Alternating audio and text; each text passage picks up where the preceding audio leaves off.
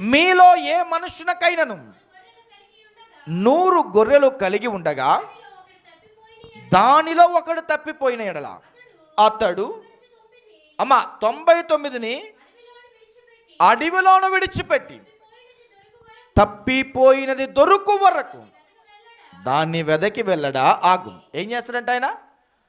అరే 99 ఉన్నాయిగా, ఒక్కటి పోతే పోనీలే, ఒక్కటి ద్వారా మనకేమొస్తుందిలే అని చెప్పి ఆయన విడిచిపెట్టాడు 99ని చూసుకొని.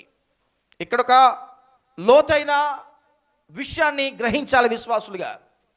చాలాసార్లు విశ్వాసులు ఏమనుకుంటూ ఉంటారనంటే, నేను మందిరానికి క్రమంగా వెళ్ళడం లేదు, మందిరంలో ఉన్న వారు అందరు కలిపి నా మీద ఒక ముద్ర వేశారు, నేను స్థిరమైన దానిని కానని, స్థిరమైన వాడిని కానని, నేను సరిగ్గా మందిర క్రమంలో లేనని నన్ను చాలామంది రకరకాలుగా చూస్తున్నారు అని కొన్ని ఆలోచనలతో కొంతమంది విశ్వాసులు ఉంటారు.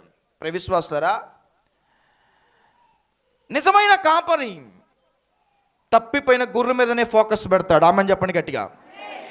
నిజమైనటువంటి కాపరి తన మందను పాడు చేస్తున్నటువంటి తోడేళ్ళ మీదనే తన మనస్సు పెడతాడు. ఎందుకని? నువ్వు మారాలని. ఎందుకని? నీ వలన సంఘం పాడవకూడదని. ఎందుకని? నీ వలన దేవుడు ఆ కాపరికి లెక్క అడుగుతాడని. ఆ కాపరికి ఒక భయం ఉంటుంది. చాలాసార్లు చాలామంది అనుకుంటారు, నేను మందిరానికి వెళ్ళకపోతే పాస్టర్ గారు నేను పట్టించుకోరలే. నువ్వు అనుకుంటున్నావేమో కానీ ప్రభువు తన కాపరిని పెట్టింది నీ మీద కన్ను పెట్టడానికే. పాడు పనులు చేస్తున్నావేమో, అపవిత్రంగా బ్రతుకుతున్నావేమో, వ్యసనాల బారిన పడిపోతూ తూకిసలాడుతూ మందిరం అంటూ భయం లేక, సేవకుడంటే భయం లేక, దేవుడంటే భయం లేక ఇష్టానుసారంగా లోకంలో బ్రతుకుతున్నావేమో. అయితే ఆ కాపరి నీ మీదే ఫోకస్ పెడుతున్నాడు. నా ప్రభువు నీ మీదే ఫోకస్ పెడుతున్నాడు. నా ప్రభువు నీ మీద తన కన దృష్టిని పెట్టాడు. ఎందుకో తెలుసా?